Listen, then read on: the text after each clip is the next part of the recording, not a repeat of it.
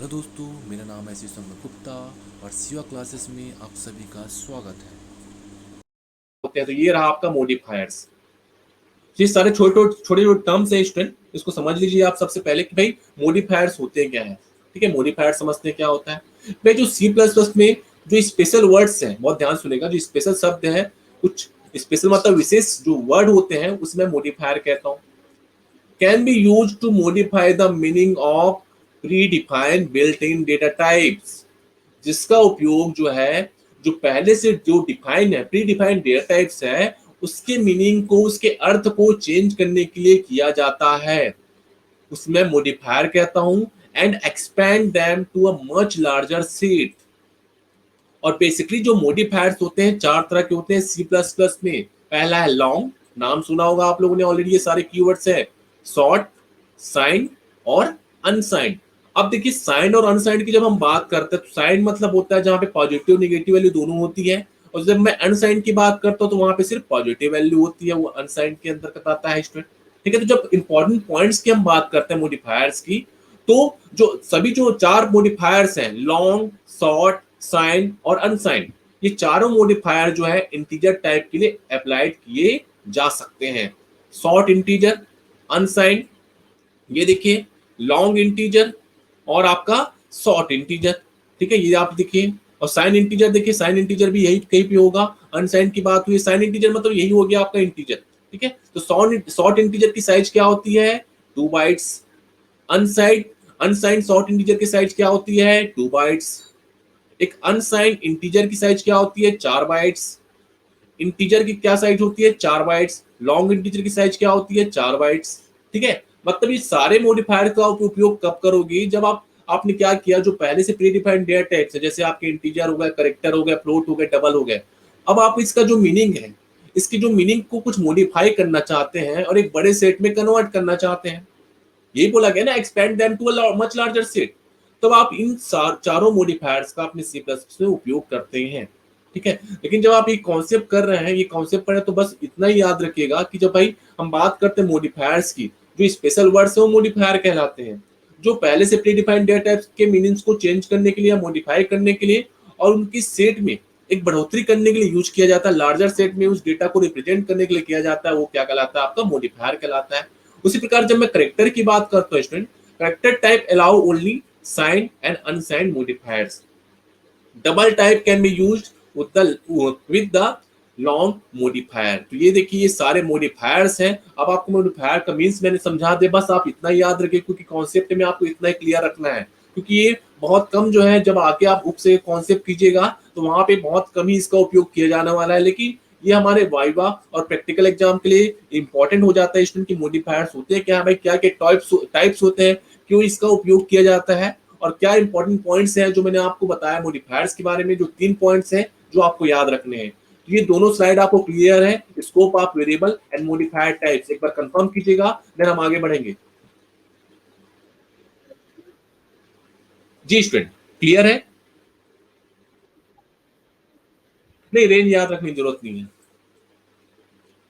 सिर्फ इसके साइज को याद रखेंगे और कुछ ही याद रखेंगे, सभी को याद रखने की जरूरत नहीं है आपको। आपने तो ऑलरेडी पढ़ा भाई, इंटीजर का जो साइज होता है कितना होता है, 4 बाइट होता है। तो शॉर्ट का कितना हो गया, 2 बाइट हो गया, शॉर्ट मतलब उससे छोटा। तो उसी प्रकार जो आपने फ्लोट को याद रखना है, फ्लोट का 4 बाइट होता है, डबल का 8 बाइट होता है। मैंने ये कॉन्सेप्ट इसलिए पढ़ाया क्योंकि ये कॉन्सेप्ट आपके सी प्लस में दिया गया है। तो मॉडिफायर क्या होता है मैंने आपको बता दिया कि भाई एक स्पेशल वर्ड है, जो आपके पहले से प्रीडिफाइंड डेटा टाइप्स में उसके मीनिंग को मॉडिफाई करने के लिए यूज किया जाता है, उन्हें एक्सपेंड करने के लिए यूज किया जाता है, जिससे आप उसे लार्जर सेट में दिखा सकें। बस इतना ही इसका कॉन्सेप्ट है मॉडिफायर टाइप्स में। क्लियर है आप सभी को? आगे बढ़े हम। Okay, next. नेक्स्ट जो इंपॉर्टेंट नया नया जो इस क्लास है आपका, जो नया ये स्लाइड है आप लोगों के लिए, और साथ साथ ये नया कॉन्सेप्ट है आपके सी प्लस प्लस का, वो है आपका स्टोरेज क्लास।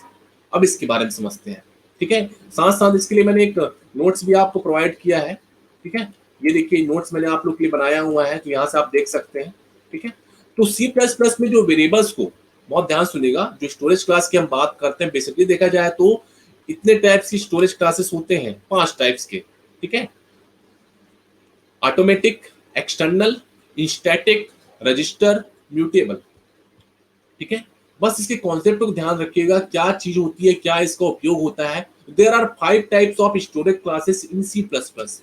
अब इनका उपयोग क्या होता है, तो सी प्लस प्लस में वेरिएबल्स को, बहुत ध्यान सुनिएगा, सी प्लस प्लस में वेरिएबल्स को जो आप नॉर्मल डिक्लेयर करते हो, नॉर्मल कैसे डिक्लेयर करते हो, आपने डिक्लेयर किया integer a equal to 10, normal declaration है। अब आपको क्या करने बोला जा रहा है कि भाई सी प्लस प्लस में वेरिएबल्स को अलग अलग स्टोरेज क्लासेस की कैटेगरी होती है, ठीक है, और अलग अलग स्टोरेज क्लासेस के लिए वेरिएबल्स के अलग अलग तरीके से स्टोर करने की और उसे प्रोसेस करने के लिए किए जाते हैं, ठीक है। तो जब हम बात करते हैं वेरिएबल्स की, उसके अलग अलग स्टोरेज की कैटेगरी की और अलग अलग स्टोरेज क्लासेस के वेरिएबल्स को अलग अलग तरीके से स्टोर और उसको प्रोसेस करने की, तो आपका स्टोरेज क्लास बहुत ही इंपॉर्टेंट हो जाता है, जहां पे उसकी बात होती है उस वेरिएबल्स की स्टोरेज की, विजिबिलिटी की और उसके स्कोप की। तो प्रोग्रामर क्या करता है स्टूडेंट, प्रोग्रामर जो है अपनी आवश्यकता अनुसार किसी भी स्टोरेज क्लास का वेरिएबल क्रिएट कर सकता है। तो स्टोरेज क्लास क्या है, जहां पे वेरिएबल्स को, वेरिएबल्स के लिए क्या है, एक अलग अलग तरीके से स्टोर करने का एक माध्यम है और एक प्रोसेस करने का माध्यम है, जिसे मैंने स्टोरेज क्लास कहा है। बेसिकली 5 टाइप्स की स्टोरेज क्लास की मैंने डिस्कशन किया आप लोग से, ठीक है। तो इस स्टोरेज क्लासेस के माध्यम से क्या हो रहा है स्टूडेंट, कंपाइलर को वेरिएबल्स के बारे में, कंपाइलर्स को वेरिएबल्स के बारे में आपको नीचे दी जा रही जानकारी प्राप्त होती है, ठीक है। मतलब जो स्टोरेज क्लास के माध्यम से क्या किया जा रहा है, कंपाइलर्स को वेरिएबल्स के बारे में कुछ इंफॉर्मेशन दी जाती है, और जो स्टोरेज क्लासेस जो है, स्टोरेज जो क्लासेस है के द्वारा कंपाइलर को यह भी पता चलता है कि वेरिएबल को कहां और कैसे स्टोर किया जाएगा। बहुत ध्यान सुनेगा, स्टोरेज क्लासेस के द्वारा कंपाइलर को यह भी चीज पता चलती है कि वेरिएबल को कहां और कैसे स्टोर किया जाएगा। एक चीज और याद रखना है, जो इनिशियल वैल्यू है स्टोरेज क्लासेस के माध्यम से कंपाइलर को वेरिएबल के इनिशियल वैल्यू को पता चलती है, साथ साथ, ठीक है, वह वैल्यू, इनिशियल वैल्यू वह वैल्यू होती है, जैसे कि आपको पता है जो वेरिएबल को क्रिएट होते ही उसी क्लास के अनुसार ऑटोमेटिकली असाइन हो जाती है, और ये अलग अलग होती है। तो इनिशियल वैल्यू क्या होती है स्टूडेंट, कि जो वेरिएबल हम क्रिएट करते हैं उसे उसकी क्लास के अनुसार ऑटोमेटिकली जो वैल्यू असाइन कर दी जाती है वो उसकी इनिशियल वैल्यू कहलाती, मतलब प्रारंभिक वैल्यू या शुरुआती वैल्यू। तो जब हम बात करते हैं उसकी इनिशियल वैल्यू की, देन हम बात करेंगे उसकी स्कोप की। तो जब कंपाइलर को स्टोरेज क्लास के माध्यम से वेरिएबल का स्कोप भी पता चलता है, तो अलग अलग स्टोरेज क्लास के लिए वेरिएबल्स का स्कोप भी अलग अलग होता है। तो जितने भी हमने स्टोरेज क्लास की बात कही, चाहे उसकी इनिशियल वैल्यू की हम बात करें, चाहे उसकी स्कोप की बात करें, चाहे हम उसकी लाइफ टाइम की बात करें, कि वेरिएबल का लाइफ टाइम का भी पता चलता है कि किसी भी वेरिएबल का लाइफ टाइम का वो पीरियड होता है जब तक कि वह उसमें रहता है, और जो स्टोरेज क्लास के अनुसार कि सभी वेरिएबल्स का जो लाइफ टाइम है, जो लाइफ पीरियड है, वो अलग अलग होता है, ठीक है। तो जब मैं सी प्लस प्लस की बात करता हूं कि वेरिएबल्स को अलग अलग स्टोरेज के माध्यम से कैटेगराइज किया जाए और अलग अलग स्टोरेज क्लासेस के वेरिएबल्स को अलग अलग तरीके से स्टोर और प्रोसेस किया जाए, जहां पे उसके वेरिएबल्स की स्टोरेज, विजिबिलिटी, स्टोरेज के साथ साथ उसकी विजिबिलिटी के बारे में और उसके स्कोप के बारे में जो इन्फॉर्मेशन प्रोवाइड की जाएगी वो किसके माध्यम से की जाएगी, स्टोरेज क्लासेस के माध्यम से की जाएगी। क्योंकि हमने नॉर्मल वेरिएबल डिक्लेरेशन देखा हुआ है, बस हमें क्या करना है, उस वेरिएबल के सामने, उस वेरिएबल के सामने जो कीवर्ड मैं आपको बता रहा हूँ, ये नया कीवर्ड आपको आप देखने को मिलेगा, जो हमने एक चार्ट के माध्यम से आपको दिखाने की कोशिश की है मैंने, कि भाई यहाँ पे जो 5 तरह की स्टोरेज क्लास होते हैं, automatic, external, static, register, mutable.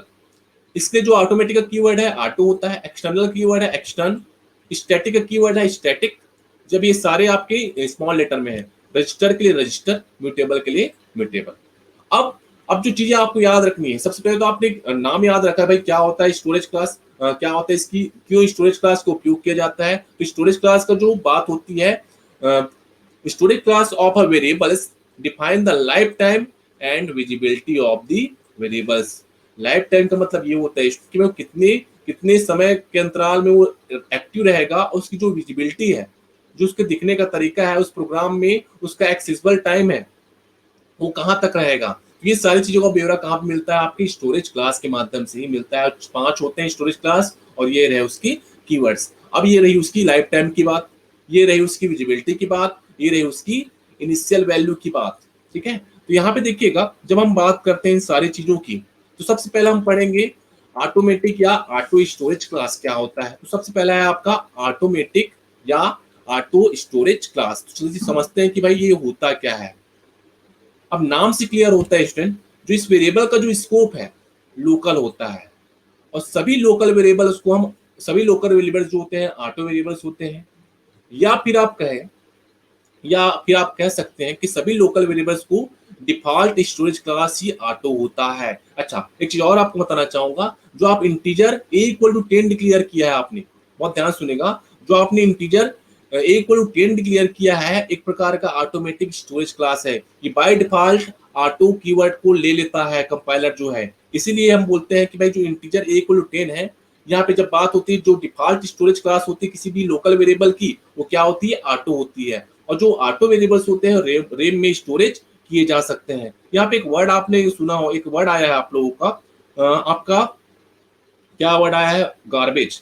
अब ये जो वैल्यू है ऑटो क्लास के वेरिएबल्स की, जो डिफॉल्ट वैल्यू होती है गार्बेज होती है। किसी को पता है इसका गार्बेज का मतलब? गार्बेज क्या होता है? गार्बेज मतलब कूड़ा कचरा, यही होता है ना, गार्बेज मतलब कूड़ा कचरा। आप क्या समझते हैं इसके मतलब से, क्या समझते हैं? कोई बताना चाहेगा कि गार्बेज क्या है, गार्बेज वैल्यू होती क्या है? जी, कोई बताना चाहेगा गार्बेज वैल्यू क्या होती है?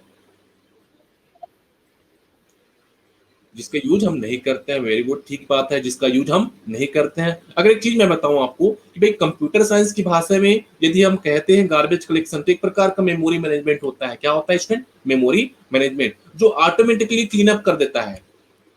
ठीक है, जो अनयूज्ड है, जो अनयूज्ड जो ऑब्जेक्ट है या पॉइंटर जो मेमोरी में, जिससे कि ये अलाउ करता है उसे या उस रिसोर्स को जो फिर से इस्तेमाल होने वाला है। तो ये क्या बात करता है? जब अनयूज्ड मेमोरी को, अनयूज्ड मेमोरी की जब हम बात करते हैं तो उसे मैनेज करने के लिए, अनयूज्ड मेमोरी, बहुत ध्यान सुनेगा, अनयूज्ड मेमोरी, जो मेमोरी यूज नहीं है, ठीक है, अनयूज्ड मेमोरी को क्लीन अप करने के लिए हम गार्बेज का यूज करते हैं, जिसे हम कहते हैं गार्बेज कलेक्शन। क्या कहते हैं स्टूडेंट? Garbage collection. याद रखिएगा आप सभी।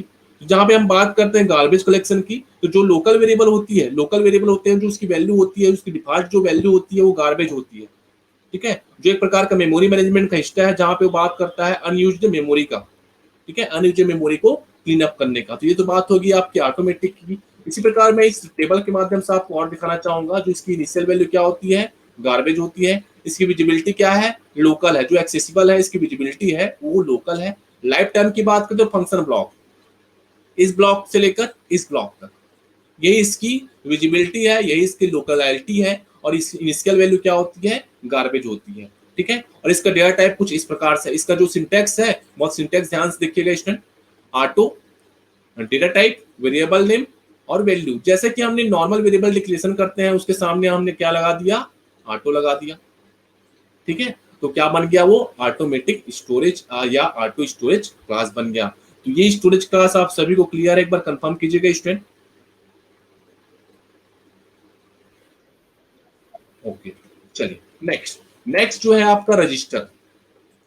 ठीक है, इसका भी स्कोप जो है लोकल होता है। जो इंपॉर्टेंट पॉइंट बता रहा हूं उसको याद रखिएगा, इसका स्कोप जो होता है लोकल होता है। जो ये आपको थ्योरी नोट्स पढ़ाया जा रहा है, इस नोट्स के बाद आप इसको अगर याद रखिएगा तो इतना सफिशिएंट है आप लोगों के लिए। ठीक है, इस नोट्स को याद रखिएगा। जो विजिबिलिटी की हम बात करते हैं, देखिए चार जो है लोकल है, एक जो है ग्लोबल है। नाम से क्लियर है, एक्सटर्नल मतलब ग्लोबल ही होगा। ठीक है, तो जो रजिस्टर की हम बात करते हैं स्टूडेंट, रजिस्टर स्टोरेज क्लास का जो वेरिएबल का स्कोप भी क्या होता है? लोकल होता है। मतलब लोकल की हम बात करेंगे तो इस फंक्शन ब्लॉक के अंदर ही एक्सेसिबल है। ठीक है, फंक्शन ब्लॉक के अंदर एक्सेसिबल है। और इसकी भी इनिशियल वैल्यू क्या होती है? गार्बेज होती है। और इनका जो लाइफ टाइम फंक्शन है ब्लॉक से ही होता है। ठीक है, इस ब्लॉक के अंदर ही एक्सेसिबल है। लेकिन जो रजिस्टर वेरिएबल्स को सीपीयू रजिस्टर में स्टोर किया जाता है, कहाँ स्टोर किया जाता है स्टूडेंट? सीपीयू रजिस्टर्स में। तो रजिस्टर आप लोगों ने पढ़ा है, कहाँ पे पढ़ा है रजिस्टर? कोई बताना चाहेगा रजिस्टर आपने कहाँ पे रीड किया स्टूडेंट? आपने सीएसए में रजिस्टर पढ़ा हुआ है, तो रजिस्टर होता क्या है? जल्दी से।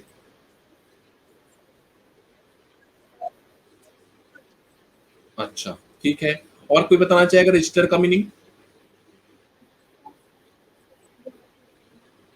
अच्छा, ओके, चलिए। तो मतलब आप लोगों को पता है रजिस्टर के बारे में कि भाई रजिस्टर की जब हम बात करते हैं किसी सीपीयू के माध्यम से, रजिस्टर भी एक प्रकार की मेमोरी यूनिट है जो फास्टेस्ट होती है, ये हमने जाना है। ठीक है, जो रजिस्टर की हम बात करते हैं, रजिस्टर मतलब क्या होता है, एक प्रकार की मेमोरी यूनिट है। आपने पढ़ा होगा जब आपने फ्लिप फ्लॉप पढ़ा था, तो फ्लिप फ्लॉप में यहाँ पे रजिस्टर का कॉन्सेप्ट यूज हुआ था, ठीक है। तो वो कॉन्सेप्ट, हाँ ठीक है, जी बिल्कुल, वहां पे आप लोगों ने पढ़ा हुआ था। कहाँ पे पढ़ेंगे आप इसे, कंप्यूटर सिस्टम आर्किटेक्चर में। तो जब रजिस्टर वेरिएबल की बात होती है तो वो सीपीयू रजिस्टर में स्टोर किया जाएगा, और जो रजिस्टर सीपीयू का हिस्सा होता है उस रजिस्टर को रैम से अधिक स्पीड से एक्सेस किया जाता है। सही बात है। जो रजिस्टर सीपीयू का हिस्सा होता है, क्योंकि रजिस्टर जो है फास्टेस्ट एक्सेसिबल मेमोरी होती है, और जब आप रजिस्टर वेरिएबल को क्रिएट करते हैं तो इसके बाद की कोई गारंटी नहीं होती कि वेरिएबल जो है रजिस्टर में स्टोर होगा। तो यह सिर्फ क्या होती है, एक प्रकार की रिक्वेस्ट होती है। और यह प्रोग्राम, यदि प्रोग्राम को रन करते समय सीपीयू रजिस्टर फ्री है तो वेरिएबल्स को रजिस्टर में स्टोर किया जाना चाहिए। मतलब जब फ्री की बात होती है, जब कोई प्रोग्राम रन किया जाता है, तो जब कोई सीपीयू रजिस्टर फ्री है तो उस वेरिएबल को रजिस्टर में स्टोर किया जाना। जब फ्री की बात होती है, जब मतलब वहां पे वो फ्री पड़ा हुआ है, तब वो प्रोग्राम जो है कहाँ पे जाके स्टोर, जब वो वेरिएबल कहाँ पे जाके स्टोर होगा, रजिस्टर में जाके स्टोर होगा। तो रजिस्टर वेरिएबल के एक ड्रॉबैक भी सामने आता है कि रजिस्टर वेरिएबल के पॉइंटर, रजिस्टर वेरिएबल के हम पॉइंटर क्रिएट नहीं कर सकते हैं, और रजिस्टर वेरिएबल को मेमोरी में स्टोर नहीं होते हैं, इसलिए इनका कोई मेमोरी एड्रेस नहीं होता है। इसमें कोई प्रकार का मेमोरी एड्रेस नहीं होता है, इसलिए आप इनके पॉइंटर के वेरिएबल को क्रिएट नहीं कर सकती। इस प्रकार का इसका एक ड्रॉबैक भी सामने आया है, किसका, रजिस्टर ऑटो क्लास का। ठीक है। तो जब मैं बात करता हूँ रजिस्टर स्टोरेज क्लास का, तो रजिस्टर कीवर्ड होता है, बाकी सब सेम है, डेटा टाइप्स और उसके वेरिएबल्स का नाम। ये तो बात होगी रजिस्टर्स की। और साथ साथ ये चार्ट भी अवेलेबल है, आप चार्ट के माध्यम से ये चीजों को कर सकते हैं। कीवर्ड है ये वाला। लाइफ टाइम की बात करेंगे तो फंक्शनल ब्लॉक के अंतर्गत, विजिबिलिटी की बात करेंगे तो लोकल, इनिशियल वैल्यू क्या होती है, गार्बेज। तो चार्ट याद रखेंगे तो आपको आसानी से आप उसके लिए थ्योरी नोट्स प्रिपेयर कर सकते हैं स्टूडेंट। जो नेक्स्ट क्लास है वो है आपका, जो नेक्स्ट क्लास की हम बात करेंगे स्टूडेंट, वो है आपका स्टैटिक स्टोरेज क्लास। अब चलिए स्टैटिक स्टोरेज क्लास क्या होता है ये समझ लेते हैं। तो स्टैटिक स्टोरेज क्लास की बात अगर हम करें तो वेरिएबल का स्कोप जो है इसका भी लोकल ही होता है, और इसकी जो इनिशियल वैल्यू है 0 होती है स्टूडेंट। स्टैटिक वेरिएबल का लाइफ टाइम जो है कंप्लीट प्रोग्राम का एग्जीक्यूशन होता है, यानी कि जब तक पूरा प्रोग्राम एग्जीक्यूट होता है तब तक जो है स्टैटिक वेरिएबल की मेमोरी को मेमोरी में ही रहती है। तो स्टैटिक वेरिएबल की बात जब हम करेंगे कि जब तक पूरा प्रोग्राम एग्जीक्यूट नहीं हो जाता तब तक जो उसकी वेरिएबल्स है वो कहाँ पे रहेगी, मेमोरी में ही रहेगी। कहाँ पे रहेगी स्टूडेंट, मेमोरी में ही रहेगी, जिसे मैंने स्टैटिक वेरिएबल कहा है।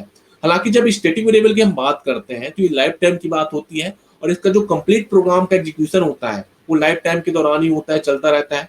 लेकिन इन वेरिएबल को केवल उन्हीं फंक्शन के ब्लॉक्स द्वारा उपयोग में लाए जाते हैं जिनके द्वारा इन्हें क्रिएट किया गया है। मतलब जिस फंक्शन के द्वारा इन्हें क्रिएट किया गया है, जिस फंक्शन के द्वारा इन्हें क्रिएट किया गया है उन्हीं के द्वारा इसे उपयोग में लाया जाएगा, बाकी किसी के द्वारा उपयोग में नहीं लाया जाएगा। मतलब हमने एक फंक्शन बनाया यहाँ पे, और इस फंक्शन के अंदर जैसे मैंने कुछ सपोज एक फंक्शन बनाया है ना, एक फंक्शन जैसे मैंने यहाँ पे बनाया, यहाँ पे एक फंक्शन हमने तैयार किया, और एक फंक्शन के अंदर, इस फंक्शन के अंदर मैंने एक स्टैटिक वेरिएबल डिक्लेयर किया।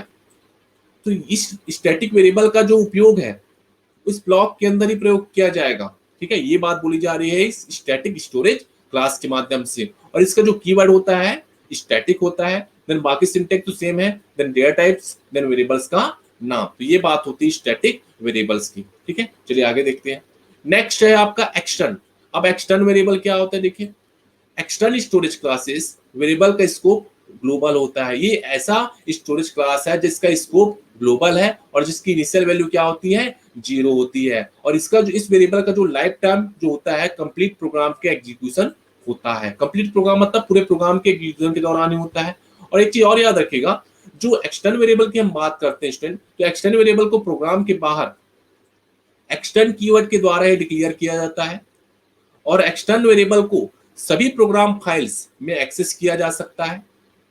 और एक्सटर्नल वेरिएबल को डिक्लेयर करते समय आप उन्हें इनिशियलाइज नहीं कर सकते हैं। मतलब जब भी आप उसे डिक्लेयर करेंगे उसे आप उसकी प्रारंभिक वैल्यू नहीं देते हैं। ये बात की जा रही है एक्सटर्नल वेरिएबल्स के लिए, एक्सटर्नल स्टोरेज क्लासेस के लिए।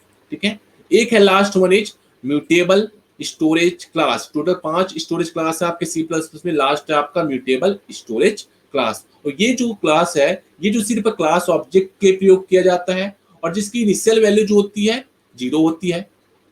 इसका जो स्कोप है लोकल होता है, और इनका जो लाइफ टाइम है वह क्लास होता है। मतलब जो क्लास के अंदर डिक्लेयर किया गया है क्लास के अंदर, वही क्या कहलाया, म्यूटेबल स्टोरेज क्लास कहलाया, जिसके संदर्भ में हमने इन्हें डिफाइन किया है।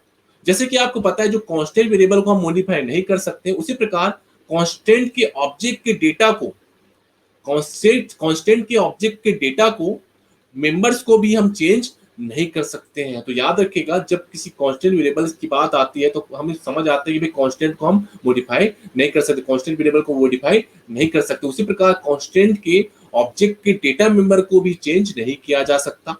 मतलब साफ है। लेकिन यदि कोई डेटा मेंबर म्यूटेबल को डिक्लेयर किया गया है, किसी डेटा मेंबर वेरिएबल्स को म्यूटेबल डिक्लेयर किया गया है, तो उसे ही कांस्टेंट ऑब्जेक्ट के द्वारा चेंज किया जा सकता है। तो ये तो बात होगी म्यूटेबल। म्यूटेबल मतलब चेंजेबल, बहुत नाम से क्लियर रखिएगा कॉन्सेप्ट। म्यूटेबल मतलब चेंजेबल, जो क्लास के ऑब्जेक्ट के साथ ही प्रयोग किया जाएगा, जिसका स्कोप जो होगा लोकल होगा, मतलब जो इसका लाइफ टाइम है वो क्लास के अंदर ही डिफाइन किया गया है, ठीक है। और जो कीवर्ड होता है म्यूटेबल होता है, उसके साथ साथ उसका डेटा टाइप्स और उसका वेरिएबल नेम। तो ये तो बात होगी आपके स्टोरेज क्लास की। तो हमने 5 टोटल स्टोरेज क्लास देखा। एक ऑटोमेटिक, जहां पे ऑटोमेटिकली सारी चीजें हो जाती है। एक्सटर्नल मतलब जहां पे ग्लोबल की बात होगी। स्टैटिक, जहां पे स्टैटिक वेरिएबल की बात होगी, और ये जो है किसी फंक्शन के अंदर ही एक्सेसिबल है, ये मैंने कहा स्टैटिक स्टोरेज क्लास हो। रजिस्टर की बात आएगी तो जहां पे हम बात करते हैं सीपीयू रजिस्टर्स की, ठीक है, जहां पे फ्री की बात होती है। और म्यूटेबल मतलब जहां पे क्लास के साथ जिसका उपयोग किया जाए उसे म्यूटेबल स्टोरेज क्लास हम कहते हैं। तो ये तो पूरा कॉन्सेप्ट था आपका स्टोरेज क्लासेस का। सभी को ये सारे कॉन्सेप्ट क्लियर है, एक बार कंफर्म कीजिएगा।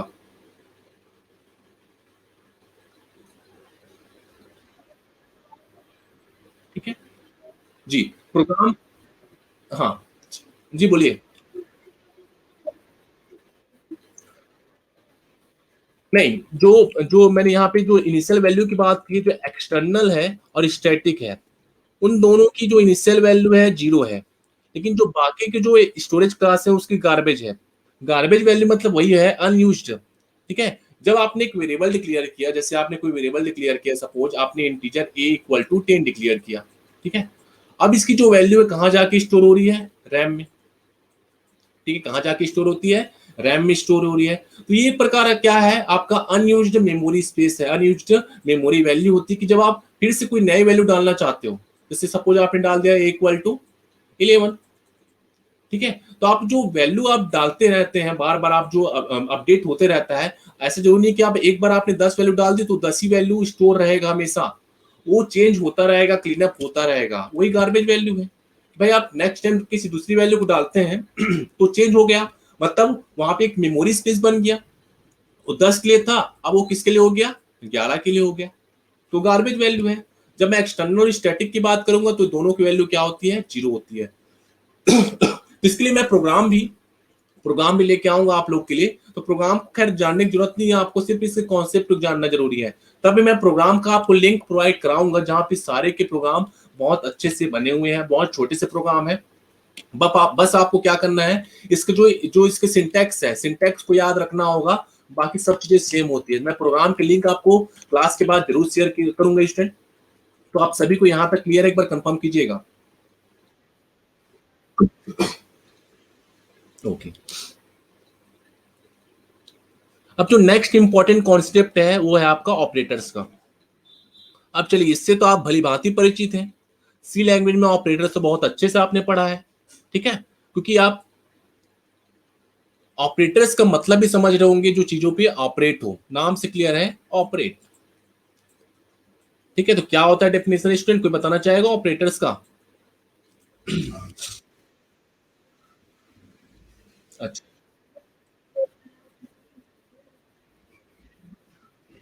जी, बिल्कुल सही कहा आपने बच्चे की भाई, जो किसी वेरिएबल पे ऑपरेट किए जाएंगे, तो यहाँ किसी वैल्यू पे ऑपरेट किए जाएंगे, वो आपका क्या होगा, ऑपरेटर्स कहलाएगा। या हम बात करें किसी कंप्यूटर के मैथमेटिकल और लॉजिकल एक्सप्रेशन को हम सॉल्व करते हैं, किसकी मदद से करते हैं, हम ऑपरेटर्स की मदद से करते हैं। एक प्रकार से उसे निर्देशित करता है, उसे इंस्ट्रक्ट करता है। और इसका जो उपयोग है वेरिएबल्स और वैल्यू के साथ किया जाएगा, वो कहलाता है आपका ऑपरेटर्स। जैसे कि हमने डेफिनेशन पढ़ा था आपके सी लैंग्वेज में, वैसी डेफिनेशन आपका सी प्लस प्लस में है। और आपके डिफरेंट ऑपरेटर्स हैं जिसके नाम आप भली भांति परिचित हैं। आपका अर्थमेटिक अर्थमेटिक ऑपरेटर्स, जहां पे हम बात करते हैं एडिशन की, सब्ट्रैक्शन की, मल्टीप्लिकेशन की, डिवीजन की और मॉडुलस की। मॉडुलस मतलब क्या होता है स्टूडेंट जी, जहां पे रिमाइंडर की बात होती है, किसकी बात होती है, रिमाइंडर की बात होगी। क्लियर हो रहा है कॉन्सेप्ट, ये सारे कॉन्सेप्ट ऑलरेडी आपने पढ़ चुके हैं, क्लियर है। नेक्स्ट नेक्स्ट है हाँ, नेक्स्ट है रिलेशनल ऑपरेटर। अब रिलेशनल ऑपरेटर की जब हम बात करते हैं, जब किसी में दो वेरिएबल्स या दो वैल्यू के मध्य अगर किसी प्रकार का क्या करूं, कंपैरिजन करूं, तो किसके अंतर्गत आता है, आपके रिलेशनल ऑपरेटर के मतलब संबंध बताने के जब तरीका होगा तब आप यूज करते हो। खासकर जो यूज होगा इस रिलेशनल ऑपरेटर कहां पे यूज करोगे आप, डिसीजन मेकिंग स्टेटमेंट में और आपके लूपिंग स्टेटमेंट में इसका उपयोग आप करते हो। लूपिंग स्टेटमेंट और डिसीजन मेकिंग स्टेटमेंट में आप इसका उपयोग अधिकतर करते हैं और आगे करते देखेंगे, ठीक है स्टूडेंट। तो ये देखिए कुछ ऑपरेटर हैं, equal to, less than, greater than, less than equal to, greater than equal to, not equal to. Next operator जिसके नाम से आप भलीभांति परिचित हैं, लॉजिकल लॉजिकल ऑपरेटर, जहां पे हम लॉजिकल एंड की बात करेंगे, लॉजिकल और की बात करेंगे, लॉजिकल नॉट की बात करेंगे। जब हमारे दोनों कंडीशन ट्रू होते हैं तो लॉजिकल एंड होगा, जब एक कंडीशन ट्रू होगा तो आपका और होगा। अब यहाँ पे बात होती है ट्रू और फॉल्स की, किसमें, लॉजिकल नॉट में। लॉजिकल नॉट में किसकी बात होती है, ट्रू और फॉल्स की बात होती है, क्योंकि दो ही वैल्यू प्रोवाइड होते हैं, ट्रू होगा या तो फॉल्स होगा, ठीक है, तो लॉजिकल नॉट के अंतर्गत आते हैं। नेक्स्ट आप लोगों ने पढ़ा है असाइनमेंट ऑपरेटर। असाइनमेंट ऑपरेटर मतलब समझ रहे होंगे, जब मैंने ए की वैल्यू 10 असाइन की, 10 किसकी वैल्यू है, ए की वैल्यू है, तो 10 में हमने क्या वैल्यू असाइन की, 10 की वैल्यू हमने कहां पे असाइन की, ए में असाइन की। तो जो यहाँ पे जो ऑपरेटर है वो कौन सा ऑपरेटर है, आपका असाइनमेंट ऑपरेटर है। मतलब जब हम किसी वेरिएबल को वैल्यू प्रदान करते हैं तो वो असाइनमेंट ऑपरेटर का यूज किया जाता है। जैसे कि यहाँ पे एक एग्जांपल समझाया गया है, ऑपरेटर्स के नाम भी दिए गए हैं। देखो यहाँ पे एक नाम दिया गया है, a equal to b, plus equal, minus equal, into equal, divide equal, modulus equal.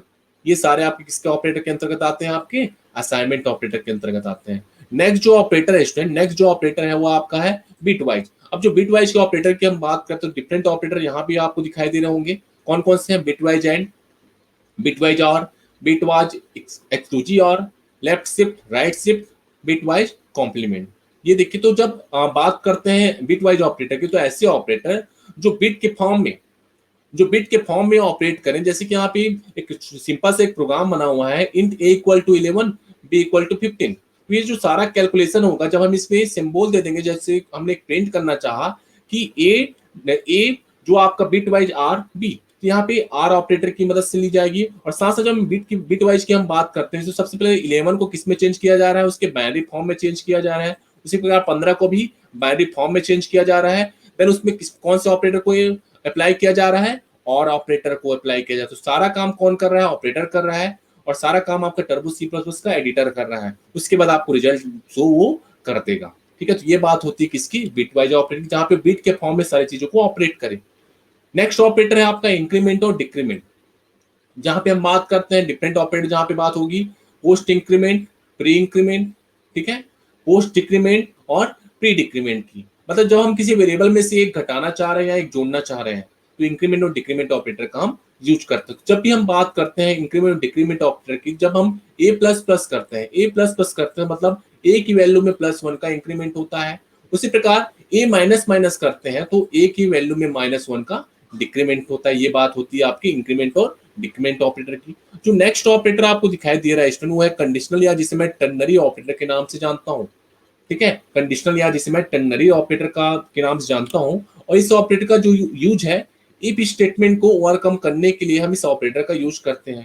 तो एक सिंगल लाइन लिखा जाएगा, जिसके माध्यम से इसकी वैल्यू को आप आसानी से चेक कर सकते हैं। तो इसके लिए जो आपको सिंटैक्स याद रखना है, वो सिंटैक्स कुछ इस प्रकार है। मैं आपको इसको बड़े करके दिखाता हूँ जिससे आपको और क्लियर होगा। ये देखिए, expression 1, then question mark, expression 2, colon और एक्सप्रेशन 3। यहाँ बोल सकते हैं, पहले हम कंडीशन देंगे, कंडीशन के बाद हम ट्रू और फॉल्स चेक करेंगे, ट्रू और फॉल्स चेक करेंगे। जैसे कि यहाँ पे एक एग्जांपल लेके आपको समझाया गया स्टूडेंट कि भाई इंटीजर x की वैल्यू 1 है और इंटीजर y। तो यहाँ पे बात हुई, जब हम उसे कंडीशनल ऑपरेटर अप्लाई करते हैं कि भाई हमने एक कंडीशन दिया x इक्वल टू 1, देखिए फिर क्या है, फिर हमने क्या दिया है, फिर हमने क्वेश्चन मार्क दिया है, फिर हमने बात की है कहीं ट्रू है कि फॉल्स है, ठीक है, ट्रू है कि फॉल्स है। तो यहाँ पे जब हम बात करते हैं ट्रू और फॉल्स के बेस पे जो चीजें होती है, जैसे कि यहाँ पे देखिएगा, जो सेकंड एग्जांपल यहाँ पे देखिएगा, ए की वैल्यू 10 है, बी की वैल्यू 15 है, ए की वैल्यू 10 है, बी की वैल्यू 15 है। हमने क्या किया है, एक कंडीशन दिया है ए लेस देन 15। और क्वेश्चन मार्क क्या ए सही है क्या बी सही है। भाई ए की वैल्यू जो है 15 से बड़ी है क्या, तो यहाँ पे जो आउटपुट आएगा, आउटपुट आपको भी क्लियर होना चाहिए। भाई कौन सी आउटपुट आएगी, आपको यहाँ पे समझ आ रहा है क्या, ए की वैल्यू जो है 15 से छोटी है, ये बिल्कुल छोटी है, तो यहाँ पे जो आउटपुट आएगा बी की वैल्यू आएगी आपकी, कि बी की वैल्यू यहाँ पे क्या है 15 है। ठीक है, तो यहाँ पे जो क्लियर रखिएगा, जब हम टर्नरी ऑपरेटर की बात करते हैं या कंडीशनल स्टेटमेंट की बात करते हैं स्टूडेंट, ठीक है, कंडीशनल ऑपरेटर की बात करते हैं, एक प्रकार का इफ स्टेटमेंट का ओवरकम है जिसमें टर्नरी ऑपरेटर कहता हूँ। ठीक है, ये तो बेसिक कॉन्सेप्ट है जो ऑलरेडी आपने पढ़ चुका है। जब भी ये प्रोग्राम रन कराएंगे तो आपको प्रोग्राम का जो आउटपुट है उससे आप बेहतर तरीके से समझेंगे। ठीक है, तो जब मैं कंडीशनल ऑपरेटर की बात करता हूँ, टर्नरी ऑपरेटर की बात करता हूँ, तो इफ स्टेटमेंट को ओवरकम करने के लिए इसका उपयोग किया जाता है। तो ये तो बात होगी आपकी कंडीशनल ऑपरेटर की। नेक्स्ट जो ऑपरेटर है वो है आपका, अभी तक ये सब पुराने ऑपरेटर ही चल रहे हैं स्टूडेंट। नेक्स्ट ऑपरेटर है आपका साइज ऑफ ऑपरेटर। अब इस ऑपरेटर का यूज क्या है, किसी वेरिएबल्स, कैरेक्टर या नंबर्स या किसी डायमेंशन द्वारा उपयोग किए जाने वाले बिट का पता लगाने के लिए किया जाता है। कि भाई size of integer, size of short integer, size of float, मतलब जो इसकी वैल्यू क्या स्टोर होने वाली है, उसलिए मैं मतलब कितने नंबर्स ऑफ बिट्स ये स्टोर करने वाला है, वो किसकी मदद से हम जानेंगे, साइज ऑफ ऑपरेटर्स की मदद से जानेंगे। नेक्स्ट है आपका कॉमा ऑपरेटर। कॉमा ऑपरेटर तो आपको समझ आता है भाई, जैसे हम कोई वेरिएबल डिक्लेयर करते हैं तो इस ऑपरेटर के प्रयोग से हम प्रोग्राम का साइज भी छोटा हो जाता है। कि भाई आपने डिक्लेयर किया इंट ए कॉमा बी, मतलब आपको समझ आया कि भाई ए का मीनिंग अलग है, बी का मीनिंग अलग, मतलब सेपरेशन किया जा रहा है, दोनों वेरिएबल की मीनिंग क्या है यहाँ पे अलग अलग बताई जा रही है। अब यहाँ तक तो बेसिक ऑपरेटर हो गए आपकी, जो आपको पता थे पहले से ही, ये बेसिक ऑपरेटर्स की बात होगी। अब हम बात करेंगे नए ऑपरेटर्स की। अब नए ऑपरेटर्स के सिंबल याद रखना है आपको और उसके डेफिनेशन को याद रखना है, क्योंकि डेफिनेशन के तौर पे इसे क्वेश्चन पूछे जा चुके हैं। ठीक है, तो जो मैंने सर्कल घेरा है उसका सिंबल है डबल कोलोन देन एस्ट्रिक। ये सारे आपके मेंबर डी रिफरेंसिंग ऑपरेटर कहलाते हैं। क्या ऑपरेटर कहलाते हैं student, member D referencing operator. अभी सिर्फ डेफिनेशन याद रखिए क्योंकि मैं ऑपरेटर बता रहा हूं, तो भाई ऑपरेटर के सिंबल याद रखना है और ये क्या काम करता है ये याद रखना है। तो किसी भी क्लास के एक मेंबर को एक पॉइंटर के रूप में अगर डिक्लेयर करना होगा, बहुत ध्यान सुनिएगा, किसी भी क्लास के एक मेंबर को पॉइंटर के रूप में डिक्लेयर करना होगा तो मैं इस सिंबल का यूज करता हूं या इस ऑपरेटर का यूज करता हूं। उसी प्रकार क्लास के किसी एक डिक्लेयर ऑब्जेक्ट का नाम, बहुत ध्यान सुनेगा, डिक्लेयर ऑब्जेक्ट का नाम यूज करके क्लास में पॉइंटर के रूप में डिक्लेयर मेंबर तक पहुंचने के लिए, बहुत ध्यान सुनेगा, मतलब किसी जो डिक्लेयर किया गया ऑब्जेक्ट के नाम का यूज करके मैं क्लास में पॉइंटर के रूप में डिक्लेयर मेंबर तक पहुंचना चाह रहा हूं। जो क्लास का जो डिक्लेयर मेंबर है वहां तक मैं अगर पहुंचने की कोशिश करना चाहता हूं, उसको एक्सेस करना चाहता हूं, तो मैं डॉट एस्ट्रिक ऑपरेटर का यूज करता हूं। उसी प्रकार जब हम बात करते हैं ये एरो मार्क्स और एस्ट्रिक ऑपरेटर का, ये कुछ नए ऑपरेटर्स हैं, तो ऑपरेटर के सिंबल और इसके डेफिनेशन आप सभी को याद रखने होंगे स्टूडेंट। क्लास के किसी एक पॉइंटर के रूप में डिक्लेयर ऑब्जेक्ट या मेंबर का यूज करके क्लास के अन्य मेंबर तक पहुंचने के लिए मैं इस ऑपरेटर का यूज करता हूं। तो यहाँ पे पॉइंटर के रूप में, यहाँ पे डिक्लेयर ऑब्जेक्ट के नाम पे, तो इसका मैं एक इमेज फॉर्मेट में नोट्स भी आपको सर्कुलेट करूंगा आपके एप्लीकेशन में, तब वहां पे आपको और समझ आ जाएगा भाई कौन कौन से मेंबर डी रिफरेंसिंग ऑपरेटर है। बेसिकली आपको 3 याद रखने हैं, डबल कोलोन एस्ट्रिक, ठीक है, ये सारे आपके डी रिफरेंसिंग ऑपरेटर कहलाते हैं स्टूडेंट, जहां पे पॉइंटर का उपयोग करके यहाँ पे दिखाया गया है सारी चीजों को, और कैसे आप उस तक पहुंचते हैं, कैसे उस मेंबर को एक्सेस करते हैं, ये सारी चीजें किसके अंतर्गत बताई गई है, आपको मेंबर डी रिफरेंसिंग ऑपरेटर के लिए बताई गई है। नेक्स्ट, ये तो बात होगी आपके मेंबर डी रिफरेंसिंग ऑपरेटर की, मतलब सी प्लस से नया ऑपरेटर है आपका। उसी प्रकार एक और नया ऑपरेटर है जिसका नाम है मेमोरी मैनेजमेंट ऑपरेटर, ये भी सी प्लस का नया ऑपरेटर है।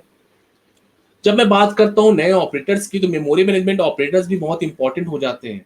जब भी ऑपरेटर्स आपसे पूछा जाएगा तो सबसे पहले तो आप बेसिक ऑपरेटर्स के बारे में बताइएगा, सी प्लस प्लस में कुछ नए ऑपरेटर्स जुड़े हैं, अब उसके बारे में बताइएगा। तो सबसे पहला है न्यू ऑपरेटर। तो इसका यूज जो है किसी भी प्रकार के ऑब्जेक्ट को बनाने के लिए, बहुत ध्यान सुनिएगा, बनाने के लिए हम न्यू ऑपरेटर का यूज कर रहे हैं, और मेमोरी को फ्री करने के लिए मैं यूज करता हूं डिलीट ऑपरेटर का। बनाने के लिए, किसी ऑब्जेक्ट को बनाना है तो मैं न्यू ऑपरेटर का यूज करूंगा।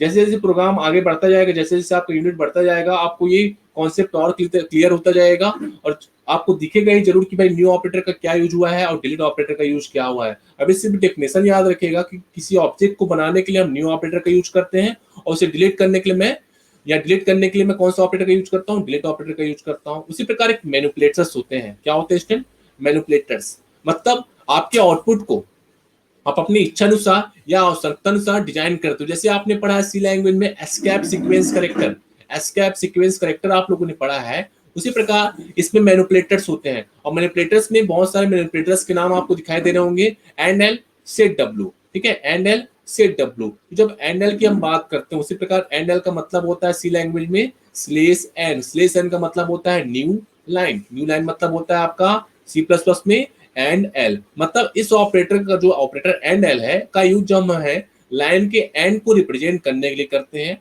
और कर्सर को अगली लाइन में ले जाने के लिए करते हैं, वो क्या कहलाता है आपका एंड एल कहलाता है। ये देखिए जो भी इसका आउटपुट आएगा 1 by 1 आएगा, इस प्रकार से आउटपुट आपको दिखाई देंगे, मतलब एक लाइन में नहीं दिखाई देगा, वो अलग अलग लाइन में दिखाई देगा। जैसे कि आप स्लेश एन का आपने यूज किया है, न्यू लाइन मतलब क्या होता है, जैसे आप कोई इंटर मारते हो, इंटर करने के बाद एक नया लाइन आता है ना, वही आपका न्यू लाइन है। तो इसके लिए हम कौन सा ऑपरेटर यूज करते हैं, एंड एल। तो मैनिपुलेटर मतलब क्या होता है स्टूडेंट, कि आप प्रोग्रामिंग भाषा सी प्लस प्लस में डेटा के आउटपुट को अपनी इच्छा अनुसार या अपने आवश्यकता अनुसार उसका डिजाइन करते हो, तब आप इस ऑपरेटर का यूज करते हैं। नेक्स्ट जो है सेट डब्ल्यू, सेट डब्ल्यू का मतलब क्या होता है, ध्यान से देखिएगा, नंबर्स को आइडियल पोजीशन में लिखने के लिए, मतलब अर्थात राइट अलाइनमेंट करने के लिए सेट ऑपरेटर का यूज किया जाता है स्टूडेंट। तो राइट अलाइनमेंट आप पढ़ा है, अलाइनमेंट मतलब क्या होता है, ये लेफ्ट होता है, राइट अलाइनमेंट होता है, कि जब आप यूज करेंगे सेट डब्ल्यू का, जिनके पास ऑलरेडी लैपटॉप या कंप्यूटर है, उस प्रोग्राम को आप जरूर रन करके देखिएगा, जो प्रोग्राम यहाँ पे सामने आ रहे हैं, क्योंकि छोटे से प्रोग्राम है, आप खुद पहले करके देखिएगा, बाकी जो बड़े प्रोग्राम है मैं तो आपको करके दिखाऊंगा ही, ठीक है। जो प्रोग्राम सामने आ रहे हैं उस प्रोग्राम को आप खुद करके देखने की कोशिश कीजिएगा, खुद करके देखेंगे तो आपको आउटपुट भी समझ आएगा, ठीक है। जैसे सेट डब्ल्यू की हम बात करते हैं कि राइट अलाइनमेंट करने के लिए यूज किया जाता है, जैसे कि यहाँ पे एक एग्जांपल यहाँ पे दिया गया है। तो जब भी आप सेट डब्ल्यू ऑपरेटर का यूज करते हैं तो उसके लिए एक फंक्शन होता है कि हेडर फाइल होता है मैनिपुलेटर्स के लिए, वो होता है आपका io manip.h। इस हेडर फाइल को अपने प्रोग्राम में इंक्लूड उसे कराना होता है, ठीक है स्टूडेंट, जब भी आप सेट डब्ल्यू ऑपरेटर का यूज करेंगे। और ये उसका प्रोग्राम है, जैसे ही आप इस प्रोग्राम को कीजिएगा तो आपका आउटपुट कुछ इस प्रकार आएगा। हमने इसे करके देखा हुआ है ऑलरेडी स्टूडेंट, क्योंकि ये प्रोग्राम का आउटपुट जो है सिंपल सा आउटपुट है, आप इसे आसानी से इसे समझ सकते हैं। तो जब सेट डब्ल्यू ऑपरेटर की हम बात करते हैं तो सबसे पहले यहाँ पे क्या है, वेरिएबल को डिक्लेयर किया गया है, फिर वहां पे एक मल्टीप्लिकेशन अप्लाई किया गया है, ठीक है। मल्टीप्लिकेशन अप्लाई करने के बाद इन्होंने क्या किया है, ए को सेट W5 सेट किया है, बी को सेट W5 सेट किया गया है, सेट W5 सी को भी सेट किया गया है, मतलब 5 पोजीशंस की यहाँ पे बात हो रही है, 5 पोजीशन के अलाइनमेंट की यहाँ पे बात हो रही है स्टूडेंट, कितने पोजीशंस की, 5 पोजीशंस की। जैसे आप इसे रन कराएंगे तो आपको आउटपुट कुछ इस प्रकार से शो होने वाला है, ये सेट डब्ल्यू ऑपरेटर के अंतर्गत आता है, ठीक है। तो ये बेसिक प्रोग्राम है, ये बेसिक से एग्जांपल है, अगर नहीं बनाते हैं अपने तब भी कोई दिक्कत नहीं, लेकिन कॉन्सेप्ट क्लियर रखिएगा। जब मैं सेट डब्ल्यू की बात करता हूं तो जो राइट अलाइनमेंट मतलब सही पोजीशंस पे किसी नंबर्स को सही पोजीशन में जब लिखने की बात आती है, वो सेट डब्ल्यू ऑपरेटर की मदद से की जाती है, बस इतना याद रखिएगा, क्योंकि हम आगे जब आप प्रोग्राम करेंगे तो ऐसे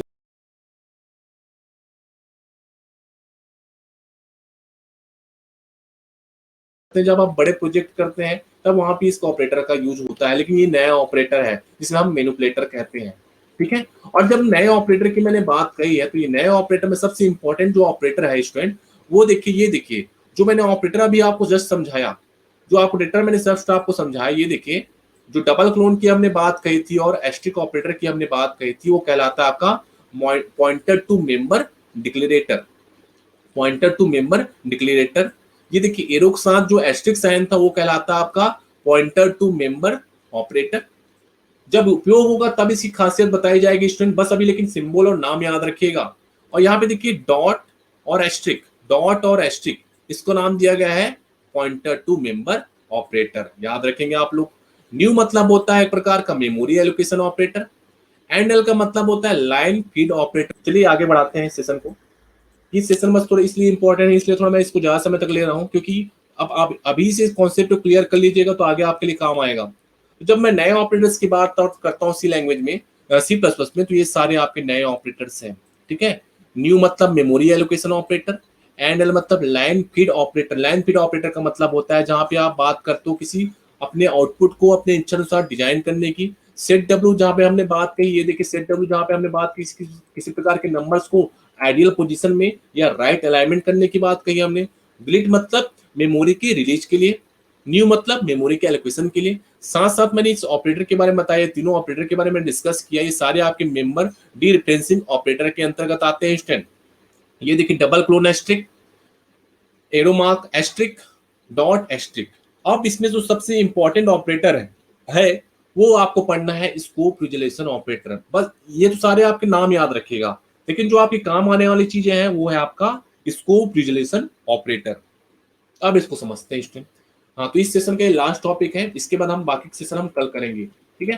तो स्कोप रिजोल्यूशन ऑपरेटर की जब हम बात करते हैं स्टूडेंट, तो प्रोग्रामिंग भाषा C++ में ऑब्जेक्ट ओरिएंटेड प्रोग्रामिंग लैंग्वेज होने के साथ साथ प्रोग्रामिंग लैंग्वेज सी के समान ब्लॉक स्ट्रक्चर प्रोग्रामिंग लैंग्वेज भी है। ये तो हमें पता है अभी कि ब्लॉक के साथ ही काम करता है। जैसे कि हम जानते हैं एक ही नाम के एक से अधिक वेरिएबल, जिसमें अगर एक वेरिएबल ग्लोबल है, हम अलग अलग ब्लॉक्स में डिफरेंट वैल्यू लेकर इसका उपयोग कर सकते हैं जब बात होती है ग्लोबली की। तो वेरिएबल्स का यह वैल्यू तब तक वैलिड रहता है जब तक यह ब्लॉक के अंदर है। बहुत सिंपल सी बात है, जब वो ब्लॉक के अंदर है तो वैलिड है। जब ब्लॉक के अंदर डिक्लेयर की जाने वाले वेरिएबल्स की हम उसे क्या कहते हैं, लोकल वेरिएबल्स कहते हैं। और ग्लोबल वेरिएबल क्या होता है स्टूडेंट, जब हम बात करें सी लैंग्वेज की, तो जैसे कि यहाँ पे कॉन्सेप्ट क्लियर रखिएगा, जैसे कि यहाँ पे समझाया गया आप लोगों को कि भाई जो इंटीजर a = 10 ये तो ग्लोबल ही है और ये पूरा एक्सेस है इस ब्लॉक 1 के अंतर्गत। और जब हम बात करते हैं इस इंटीजर a = 10 की, तो किस ब्लॉक के अंतर्गत एक्सेसिबल है, इस पर्टिकुलर ब्लॉक के अंतर्गत।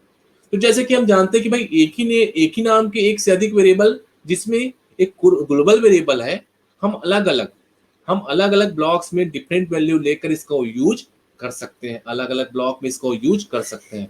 लेकिन जब हम बात करते हैं किसकी हम बात करते हैं, स्कोप रिजोल्यूशन ऑपरेटर की। जब हम बात करते हैं स्कोप रिजोल्यूशन ऑपरेटर की, तो इस प्रोग्राम में बहुत ध्यान से कि जो नीचे ये वाला प्रोग्राम है आपका, यदि हम ब्लॉक 2 के अंदर ए की वैल्यू को मॉनिटर स्क्रीन पर प्रिंट करते हैं, तो ए की वैल्यू सिर्फ 5 ही प्रिंट करेगा। मतलब ब्लॉक 2 के अंदर, ये ब्लॉक 2 है, ये देखिए ब्लॉक 2 है, ये ब्लॉक 2 के अंदर ए की वैल्यू को मॉनिटर स्क्रीन पर प्रिंट करना है, तो ये ए की वैल्यू क्या प्रिंट करेगा, सिर्फ 5 ही प्रिंट करेगा। कितनी प्रिंट करेगा स्टूडेंट, 5 प्रिंट करेगा।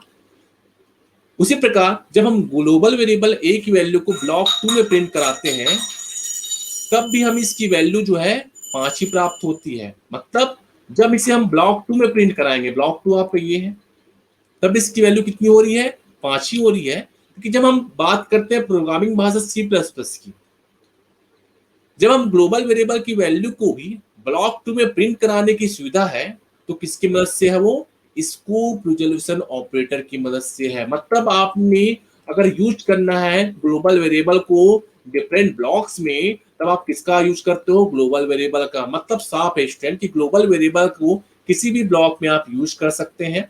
यदि सेम नेम की कई वेरिएबल्स हैं जिसे अलग अलग ब्लॉक्स में डिवाइड किया गया है, तब स्कोप रिजोल्यूशन ऑपरेटर हमेशा ग्लोबल वेरिएबल को ही रिफर करता है। तो जब स्कोप रिजोल्यूशन ऑपरेटर की बात आती है स्टूडेंट, जब हम बात करते हैं इसको यूज करने की, इसकी यूज करने की बात हम सामने आती है, तो आप याद रखिएगा जब हम डिफरेंट ब्लॉक्स में इसका यूज करते हैं, वो कहलाता है आपका स्कोप रिजोल्यूशन ऑपरेटर। एक चीज और आपको बताना चाहूंगा स्कोप रिजोल्यूशन ऑपरेटर के बारे में कि भाई इसका जो कॉन्सेप्ट है, जो डबल क्लोन के साथ यहाँ पे लिखा हुआ है स्टूडेंट, यहाँ जैसे कि आपको दिखाई दे रहा होगा, डबल क्लोन के साथ ये लिखा हुआ है स्कोप रिजोल्यूशन ऑपरेटर। अब इसका मैंने जैसे आपको कहा कि स्कोप रिजोल्यूशन ऑपरेटर की जब हम बात करेंगे, इस टॉपिक की जब हम बात करेंगे, तो बहुत खास इसलिए हो जाता है कि जब हम ग्लोबल वेरिएबल को, बहुत ध्यान सुनिएगा, जब हम ग्लोबल वेरिएबल को डिफरेंट ब्लॉक्स में यूज करेंगे, ठीक है। साथ साथ एक चीज और आपको बताना चाहूंगा कि जब हम एक ही वेरिएबल को एक ही प्रोग्राम में डिफरेंट वैल्यू के साथ यूज करना चाहें, तो scope resolution operator important operator होता है, ठीक है। और जब हम एक प्रोग्राम को ग्लोबल वेरिएबल की वैल्यू के साथ डिफाइन करते हैं, तो उसी नाम का वेरिएबल किसी क्लास या फंक्शन से में बनाते हैं, तो उस कंडीशन में लोकल वेरिएबल की वैल्यू जो है एक्सेस तो होगी ही, साथ साथ ग्लोबल वेरिएबल की वैल्यू भी एक्सेस हम कर सकते हैं। तो उसके लिए आपको क्या करना है, मतलब सिंपल सी बात है कि आप लोकल वेरिएबल के साथ साथ ग्लोबल वेरिएबल का भी यूज कर सकते हैं। तो आप इसके लिए आपको क्या यूज करना होगा, स्कोप रिजोल्यूशन ऑपरेटर का यूज करना पड़ेगा। तो यार सिंपल सी बात है स्टूडेंट कि स्कोप रिजोल्यूशन ऑपरेटर बहुत सिंपल सा टर्म है जिसको आपको समझना होगा और आपके प्रैक्टिकल टर्म से रिलेटेड, और साथ ही साथ आपके जो एग्जाम पॉइंट ऑफ व्यू के लिए स्कोप रेजोल्यूशन ऑपरेटर बहुत ही इंपॉर्टेंट हो जाता है। तो जब हम बात करते हैं ग्लोबल वेरिएबल को डिफरेंट ब्लॉक्स में यूज करने की, तो अब वहां पे कॉन्सेप्ट यूज कीजिएगा आप स्कोप रेजोल्यूशन ऑपरेटर का। ये सारे कॉन्सेप्ट आप कहाँ पे पढ़ने वाले हो, कहाँ पे पढ़ेंगे आप इसका कॉन्सेप्ट? आपके इनहेरिटेंस में और क्लास में, ठीक है। तो याद रखिएगा स्कोप रेजोल्यूशन ऑपरेटर। तो जब हम बात करते हैं, और अगर मैं बात करूं स्कोप रेजोल्यूशन ऑपरेटर की, it is used to qualify hidden names so that you can still use them. You can use the unary scope operator if a namespace scope or global scope name is hidden by an explicit declaration of the same name in a block or class. तो अगर मैं हिंदी में आपको समझाऊं, ये तो English term था कि भाई अगर हम ब्लॉक की बात करते हैं, डिफरेंट ब्लॉक्स में इसकी रिप्रेजेंटेशन की बात करते हैं, तब हम स्कोप रेजोल्यूशन ऑपरेटर का यूज करते हैं। चलिए मैं आगे के लेक्चर को देखने के लिए जुड़े रहिए सिवा क्लासेस से। आप सभी का धन्यवाद। एक छोटी सी और इन्फॉर्मेशन आप सभी के लिए, अगर आप मुझसे जुड़ना चाहते हैं तो मैं टीच मिनट के माध्यम से आप सभी को पढ़ाता हूँ, जहाँ पे आपके सी लैंग्वेज और सी प्लस प्रोग्रामिंग लैंग्वेज पढ़ाए जाते हैं। जी धन्यवाद।